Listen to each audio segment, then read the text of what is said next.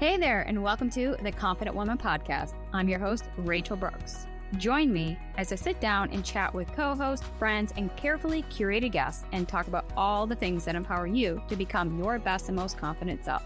So, let's get started. Welcome, Amy. So, I know that today we are going to have an incredible conversation. We're going to be talking about all the things that we love to talk about just in general on the podcast, but in our everyday lives. We talk about people pleasing, perfectionism, burnout. Oh my goodness, is this not like the time of the year where it feels like, okay, we're burning out. We need to find that rest. We need to find our inner peace and just be like, listen, why are we working so hard when we forget to live? So, I know that today's conversation, we're going to take that deep dive in. So, Amy, I'm going to pass this off for you to lead in and tell us a little bit more about yourself. Oh, thank you so much for having me, Rachel. I'm excited to be here on the Confident Woman podcast. I love talking about confidence with the different people that I'm around in my work. But today, a little bit about me.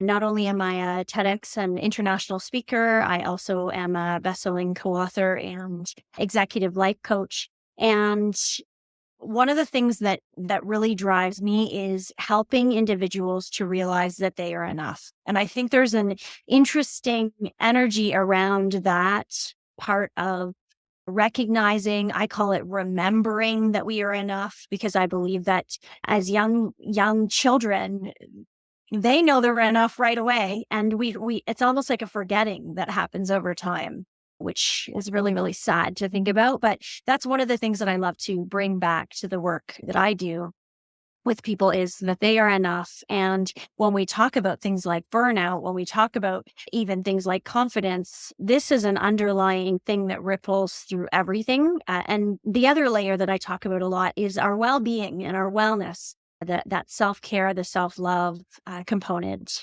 that ripples through everything as well. So I'm a mom of three, very crazy, wild, busy, athletic humans, married to a passionate man who's passionate about baseball.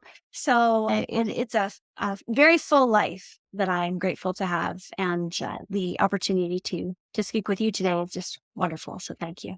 Yes. Oh my goodness. I'm over here just like, yeah, the concept of feeling like you're not enough. And it's like, I wrote my whole book, Chasing Perfection. It was like the drive and the strive of being enough. And, when we look at that enoughness, we tend to look at how we measure that enoughness is based off of our merits, our worth, our, what we can produce, what we can, how we can perform. And really that translates into like us being human doers instead of that human being. So I can really relate to so much of what you just shared. And I think this is actually what brought us together, is because of our common interest in just spreading that word and helping to, whether it's to empower or to educate others to prevent that, helping them see some of those signs and signals ahead of time before it is too late and they hit that crash and burn. And, that can actually be the destruction of something so beautiful that you've worked so hard for, when we don't have that awareness and insight to kind of, push on the brakes, at least, not so much of like a hard stop, but recognizing some of those signals and cues before it is too late. Yeah. I really like what you're talking about, recognizing the signals and the cues. And, for those people listening, it can be things like that feeling of resentment that comes up of, well, why am I the one that has to do everything? Why is so much on me? That's a really big indicator of maybe some boundaries can be created, time for yourself, saying no more often. We're really looking into the triggers that bring up the what will they think of me? Feeling like you're being judged constantly, feeling like there is this need to please all of the people. Well, I don't want to make someone feel, I don't want to hurt someone's feelings or make them feel bad. All of these triggers that cause us to then take specific actions that are not in alignment with ourselves, really. Yeah, I think, speaking of personal experience, I can definitely relate to that as well, because, as we go through business and we're trying to create these businesses and brands and, whether you sell, a service or a product, we do have to take that into consideration, but we also need to make sure that we're checking in with ourselves to make sure that that aligns with, the capacity that we have, right? But also our brand's mission, our vision, and our values. Like, so much of what we produce is put out there into the world. And of course, it's always going to receive some sort of criticism or feedback. It's just inevitable. But at the Mhm. end of the day, you have to ask, like, where did this place or where the content that you have created, whether again, digital or physical, where is that coming from? What was the intention behind it? And you have to feel good about that before you release it out into the world. And of course, there's always going to be an opinion, a naysayer, somebody who's always got something, right? You can never just be Mhm. like, can't you just, be happy and successful Let's be and be kind. jealous? Yes, right? But there's always somebody. And I want to bring this back for a moment about mindset, because if we're in this place of burnout, we are just like, it's not just the physical burnout, it's the emotional, it's the mental. And then it's just kind of sometimes the spiritual burnout too, because it's like you pour your heart and soul into this. So, of course, some little comment will will trigger that. And we have to be able to discern, okay, am I reacting because I'm in a place that I'm highly stressed, I'm at maxed out, the capacity to carry on more of these burdens and like negativity? And it's like we have to get out of our head so that we can look at something with a clear lens. And because that feedback or that negative comment can actually be something that is a catalyst for change in your business, your products or service. You could take that with an open mind and be like, that was a really great point. And so now you're coming at it from a place of a different perspective versus feeling like it's personal because you're in that space. Yeah, I love that. Allowing what may seem as a negative comment to be a new perspective, to be a new tangent of resources or coaching or support that you're providing to people. I love that. I really love that idea of a new lens. I talk about that all the time. And I also think there's a layer of one of the things that helps me when I hear perhaps judgment or negative thinking or negative feedback is I'm really not, uh, I'm not meant to hear some of these things, right? That these negative pieces of feedback are a reflection more of those individuals, right? Hurt people, hurting people. But like you said, there's an opportunity for us as people who are here to serve and show loving kindness and help people rise up from feeling, less than or unworthy, not enough, in that, maybe negative space where they're lashing out at others is to have empathy and compassion for the person who is saying the negative thing as well. And that's pretty hard to do when maybe there's a judgment or a negative thing that's been said about ourselves. But there's real power and awesome confidence that can come when you see that if you can find your own sense of worthiness and your own confidence and your own love for yourself and your own peace within and all of those things, it's like this protective barrier or suit of armor that helps you, navigate some of these negative moments that come at you. Exactly. Oh, exactly. I love the analogy of putting on that suit of armor, because when we know we're putting something out there, we live in a virtual online space. There will always be something, so daggers will always be thrown. But if you again don't protect that mind space and protect your integrity behind it, then those things can penetrate our armor and get into us, and that's where we start to feel resentful, bitter, anger, all those negative feelings, because all we're doing then is mirroring back the pain that somebody else voiced on us. But if we can discern the difference and say, wait a minute, hold on, that's actually a really great feedback point. Like, you know what? I bet you if that person says this, somebody else might be thinking it. So now you're coming at it from that place of being protected where you're not letting it get to the inner stuff. And oddly enough, that it reminds me of an example when we had launched one of our products, and we put it out there, and I was so proud of it, so proud of it. And one of the feedback came back and it was all in capitals on a review. So this person's angry at this point. I was like, how dare they? Because then Mm. like they don't know the effort that went into it. And Yeah. I took that part personal. But I didn't react on his feedback, and I said, "Let me stew on this because there's something beneath this." And when I chewed on it, I slept on it overnight, and I came back and I said, "You know what? This guy's right. This was a miss on our part that we totally missed something blatantly obvious, apparently." Mhm. That's what it was said. And I said, "I get it." So I had to go correct the mistake, make right with the customer, and figure all the stuff out. But to his point, it was something so simple that when we take that personal, we're gonna look at it and lash out and think it's the other person's fault. But we have to discern the difference. And, it was just a really big lesson for me at that point was to always check everything, make sure, from a marketing perspective, how it's going to be received. And not just from, your peers and family, because they're always, "Oh, yeah, sounds great. It looks great. Okay, you go."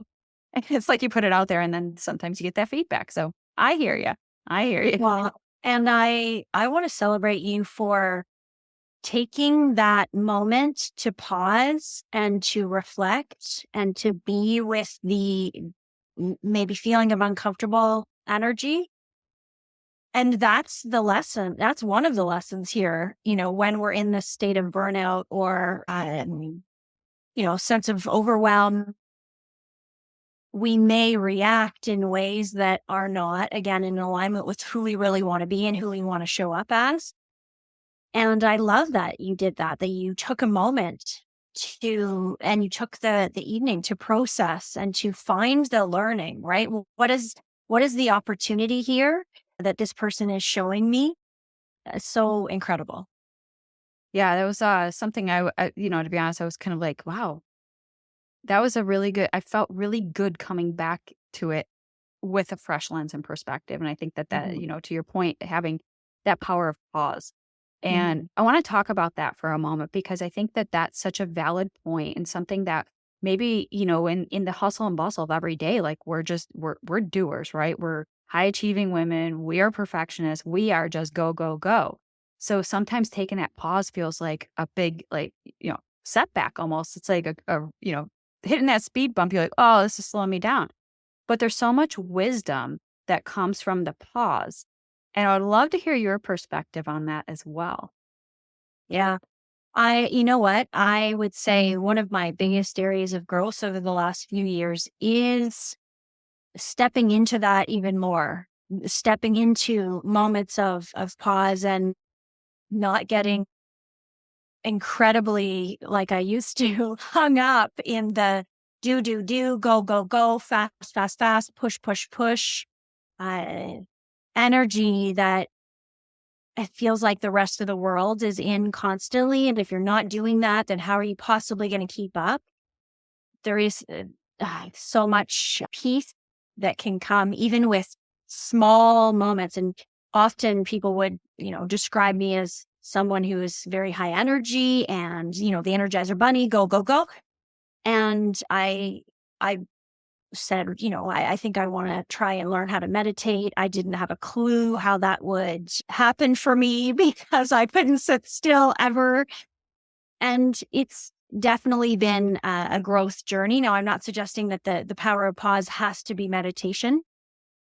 Simply taking the act of taking a few deep breaths before you jump onto your next Zoom meeting can be a beneficial starting place. And that's what I'm always about. How can we start the habit, start the practice of taking a moment for ourselves, taking a little bit of control back over our time in that we don't have to rush to every single meeting. We don't have to. We are choosing to. And can we choose to stop for a moment and take a breath? Can we choose to go and say, okay, I've got like everyone else, I've got probably 25, 30, 40 things that are on the to-do list in quotes there, but I I really have been aiming to prioritize the moments of taking stillness and the significant change that I've seen in my business simply from doing that action, even though it's not a doing.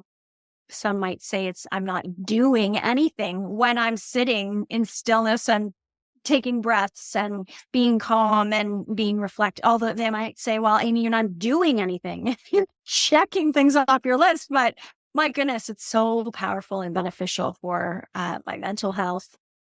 and I believe for my ability to attract in new things and new opportunities.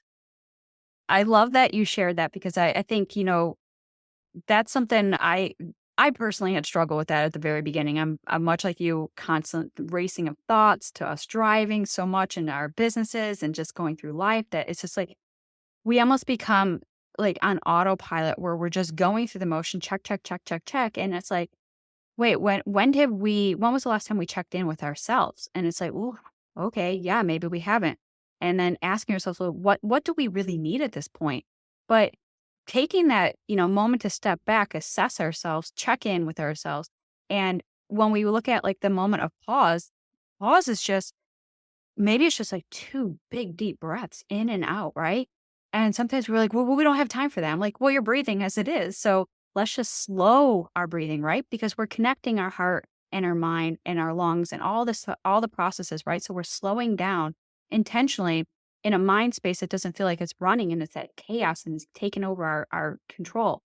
But also in that moment of pause is where we get to, more or less like rest and restore. And what I have found is in that pause or even in like resting, like pulling back so that we can recognize again burnout, right? We'll go so hard, we'll hit, our dead ends here.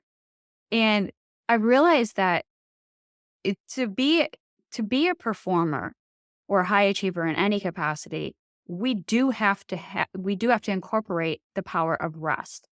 And in that rest, like you said, where it says, I'm not doing anything, you're doing the most right in that pause, right in that rest. And they're like, well, what do you mean you're not checking things off your box? Right. Because what you're doing, you're creating, you're inspiring, you're strategizing, you're envisioning, you're aligning your heart and your purpose.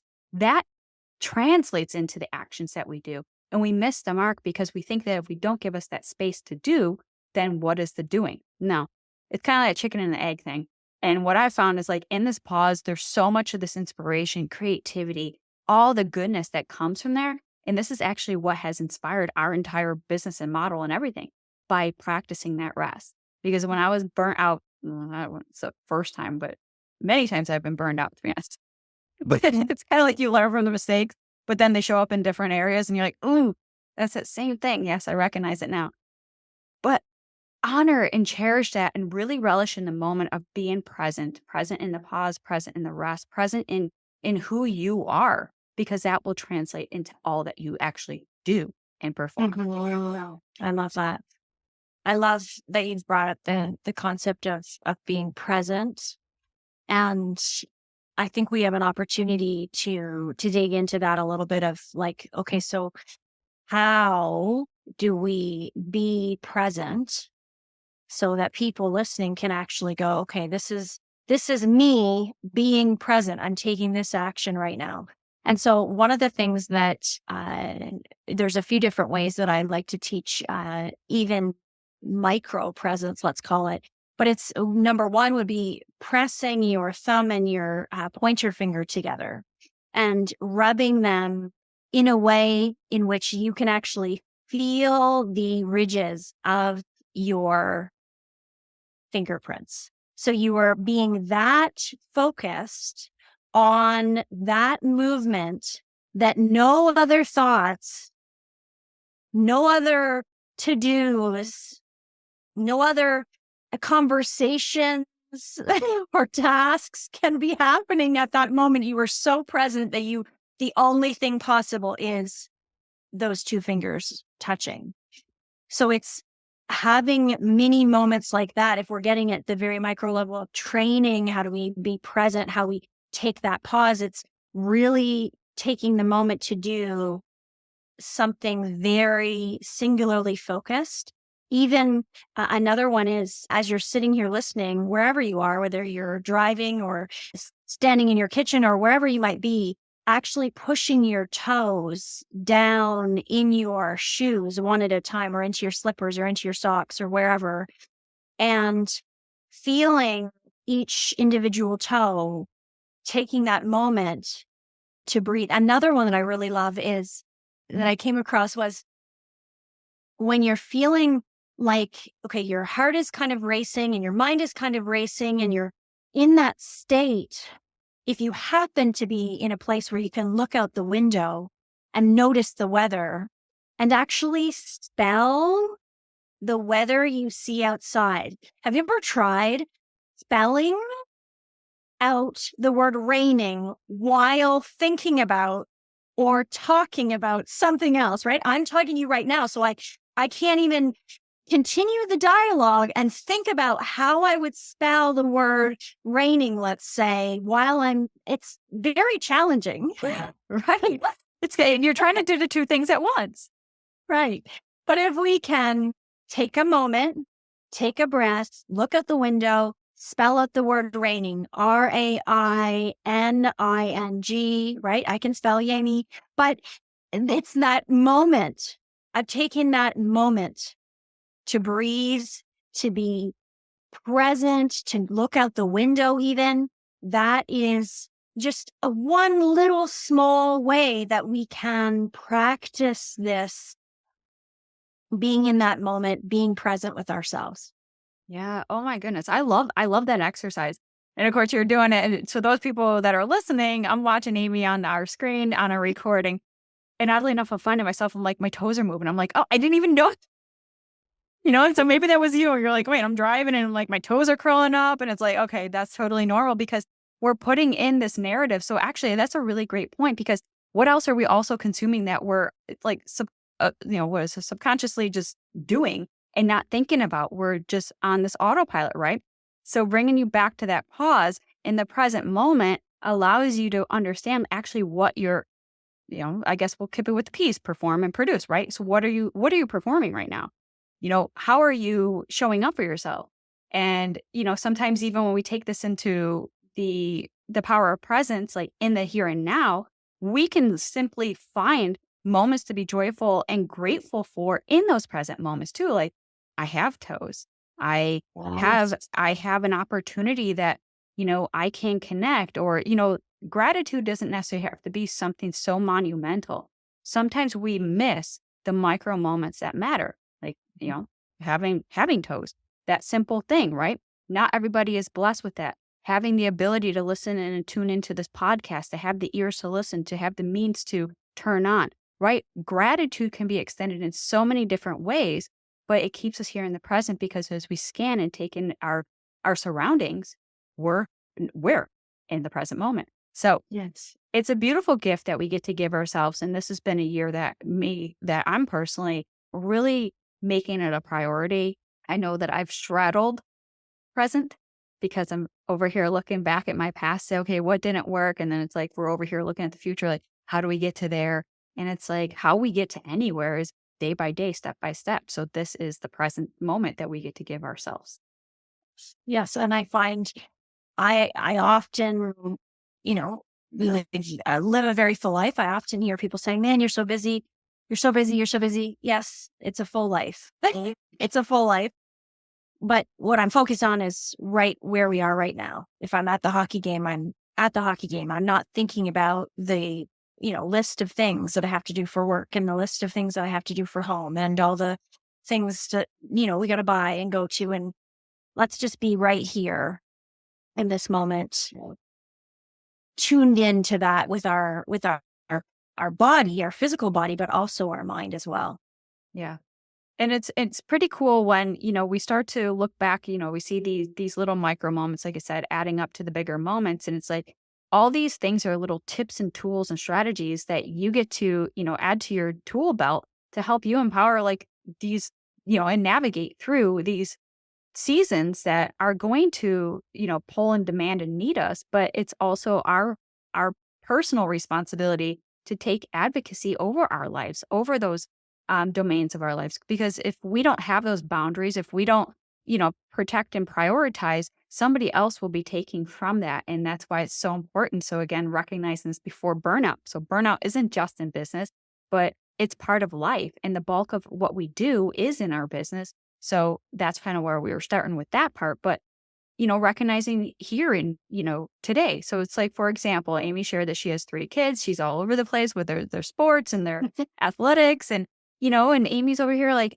I've recognized that if I just give in to everything that I have to do, what is left for me at the end of the day? So I'd love for you to share some of your tips and strategies about self-care and prioritization and boundaries as well. For sure. Thank you. So, self care, prioritization, and boundaries. So, number one, when it comes to self care, I really believe that there are many, many moments in our day that we get to recognize as moments of self care, as opposed to brushing over them and ignoring them and not noticing. So, for example, as I am putting on my face cream in the morning, I am like enjoying that I'm actually getting to put the face cream on. One, I have it. Two, that I like my skin is enjoying it. It feels nice. I am aiming to be present with these small moments of activities we're already doing, right? The fact that, while I'm brushing my teeth, I might move my body a little bit. I might do some squats, or I might do some, I really like side bends while I'm brushing my teeth. And that's me, honestly doing self-care of movement, that I want to move my body. I'm not just going to stand here and scrub my teeth. I'm going to use this time to move my body. And I also in my bathroom have this little sticker on the mirror that says you are enough. So I'm reminding myself that I'm enough, and I'm saying some kind things to myself. So I believe that self-care doesn't have to necessarily just be, okay, I'm going to go and book myself a massage, or I'm going to go and have a hot bath, because that seems to be the only thing that some people think of when they think of self-care. But like, sure, those things are wonderful and beautiful and do those things, but there are so many moments. One of my favorite ones is that I have had a smoothie for breakfast for, my goodness, probably 13 years, going on every single day, because I was noticing at the beginning of having children that I wasn't fueling myself to the level that I wanted to. And I'm important. And in order to serve everybody and help everybody and be, around, we have to fuel our body. And so I made that commitment to myself that that was the way I was going to show myself love and care. And and I get excited about the kinds of frozen fruit I'm going to put in that day, like little things to show yourself love and care are beautiful. I have these amazing earplugs that I use to get a better sleep. I mean, it sounds so simple. And some people may not say, oh, earplugs are from a self-care. Heck yes, for me they are. Mhm. It's like noticing that my sleep isn't where I want it, so I'm going to use tools and techniques to help me get to that next place. That's self-care. That's self-love, loving yourself enough to buy the earplugs, right? Yep, take the step. And then boundaries. There's a number of different things that I do when it comes to boundaries, but I'm very clear about expectations and boundaries when it comes to clients. So people know when they can reach me, when I may not respond. I like to be open with that communication to let individuals know, okay, I'm busy over here, but I'm available in this way. Another thing that my kids would say is, sometimes my way of refueling and taking care of myself is to read. And so they'll come upstairs, they'll be like, where's mommy? Where's mommy? Right? That mommy, right? And they'll seek me out and they'll notice I'm reading. And this is a time of pause and rest and rejuvenation and all the beautiful things. And of course, I'm not doing this 24 hours a day, but there might be a few moments where I'll pull out the book and I'll put my feet up and I'll have a moment to read, and then I'll close the book and I'll get on with the next part of my day, right? But they know that that's something that I really, really enjoy, and they joke with me about it and joke about it, right? That, oh, mommy's reading again. But this is something that brings me peace and calm. And for some people, it's yoga or crossword puzzles or going for a walk or gardening, you know, playing Sudoku. Like there might be a variety of different ways that people go and find that fuel, but communicating the boundary of, okay, mommy's just taking 10 minutes right now before going and starting dinner, or before we have to leave to go to cheerleading or hockey or wherever we're going. And you can go find something else to take care of your time while I'm doing this activity, right? Just being clear with what's happening. I love that because, it's like, giving yourself the pause for those 10 minutes. And even though the kids can see that you're physically there, there's that respect of this is boundaries. Whatever is needed can wait 10 minutes. 10 minutes, obviously, for a kid seems like 10 years. And so it's like for them, you're practicing the restraint and control to not react because, as a mom, you're always in demand and needed. So it's like, Mom, so and so, he's poking me, or so and so is looking at me, right? So it's like, you're teaching your kids at that moment that it's like, listen, all that stuff that can wait. It's not important. Does it need mom's attention? No, you see, these are the cues and the signals. Mom has a book. That means whatever, sibling is bothering, you could pull back. So I love that you can pull this analogy into every other day, every everyday life, but also in business too, because how much of like you get an email and it's like, oh, we got to stop everything to react to it. You say, no, this is the boundary. Those emails after set time will go into tomorrow's queue.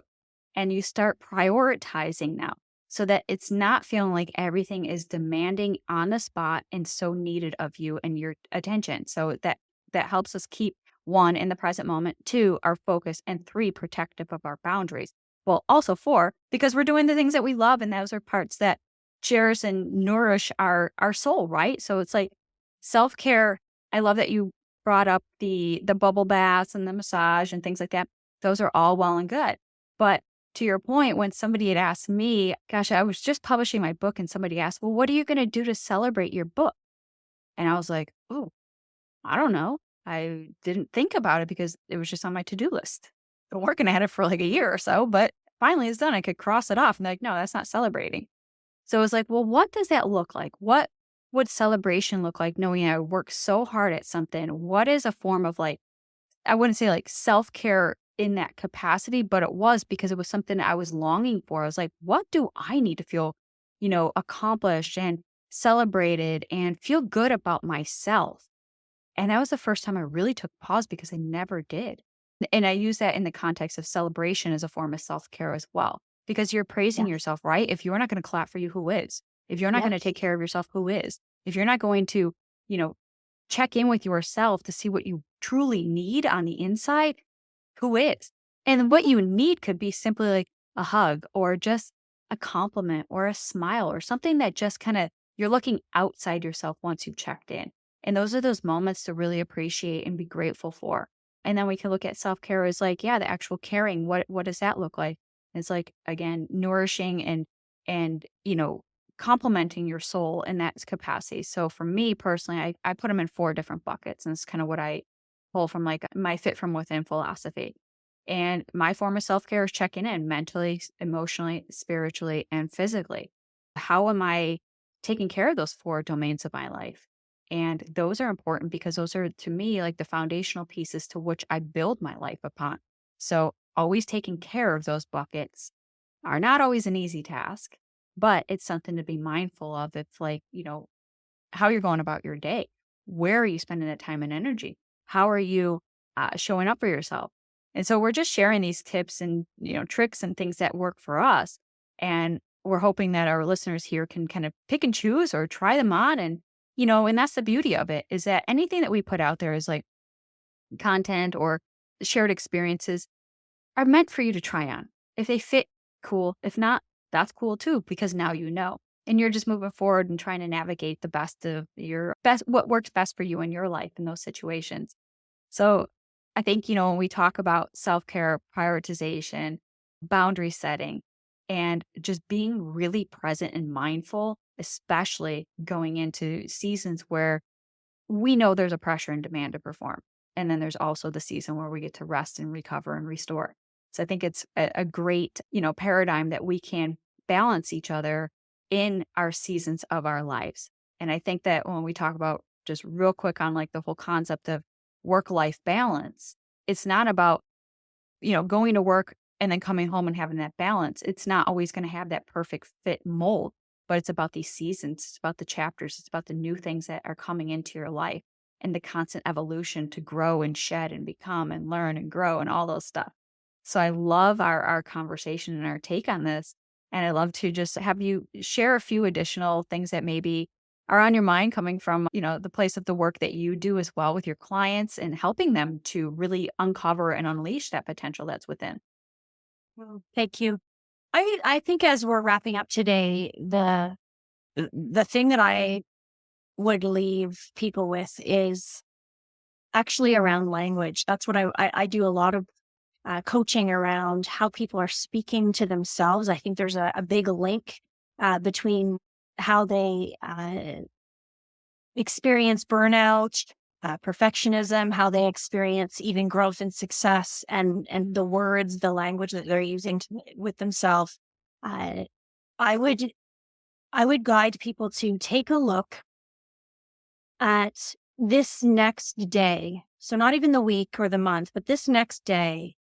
How often are you saying the words, I need to, I have to, I should, either to yourself or out loud, in front of your family, in front of your clients or your coworkers, the individuals in your life? How often are you saying these words to yourself and into your energetic kind of sphere around you? There is a lot of opportunity for growth when we begin to look at how we are communicating with ourselves and the kinds of messages that we're flowing into our hearts and our minds all day long, all week long, all year long. And that would be a place where, if we can begin to shift that, a lot of our habits and our actions, our behaviors can follow to the place that we were aspiring to go. So if we're constantly saying, I have to, I need to, I should, which is very negative, pressure filled, overwhelming kind of language, words like I get to, I choose to, I want to, even, I don't love the word try, but it's better than I need to, right? So choosing a better feeling thought, moving ourselves in the direction of the place that we want to go, the feelings that we want to have, the experience we want to have in our life, beginning with, how are we speaking? Yeah. Oh my goodness. I couldn't agree more. I think, I actually just made a post about this too. It's like, our words have power. What we speak to and about ourselves it becomes our reality. And I was a person who really spoke from that negative context because I didn't really see the value in myself. Therefore, I couldn't see the value and potential of what I can achieve. So I essentially was limiting myself. But I challenge those that are listening, how many times do we open our mouths and it's, oh, I can't, or, that's all great, but, right? And so we start justifying, we start placating excuses based off of our own perceived value of what we're capable of, how we, what we think of ourselves. So yeah, our words have tremendous power. That is why it's always important to, what even the things that we're sharing here, what we're ingesting into our ears are being internalized, how we're processing this, and adapting the content that we're sharing if it's applicable to your life. So just being mindful of that, because sometimes we take words at face value and we just accept it and we move on. But again, having that thinking brain versus like the doing brain will also discern, how you take action or whether you take rest. And so I think that this is a beautiful conversation to really take note, especially going into the holidays, into the season of our new year, and all the things that we want to create and aspire to be in this new beginnings. It all starts with how we perceive ourselves and what we're doing today to take care of that and nurture it. So thank you, Amy. And I'd love for you just to share real quick about some of the things that you have upcoming or ways that people can follow you along and connect with you as well. Yes, thank you. So on Instagram, it's at Amy Ballantyne, LinkedIn, Amy Ballantyne, pretty well wherever you are online, Amy Ballantyne, amyballantyne.com, or Ballantyne Coaching is the other website to connect with. Wonderful. Well, thank you. Of course, all that will be in the show notes. So be sure to check those below and connect with Amy. So thank you. Thank you. Hey there. Thank you so much for joining me on today's episode of the Confident Woman Podcast. If you enjoyed today's episode as much as I did, please be sure to like, subscribe, and leave us a review. Thanks again for listening.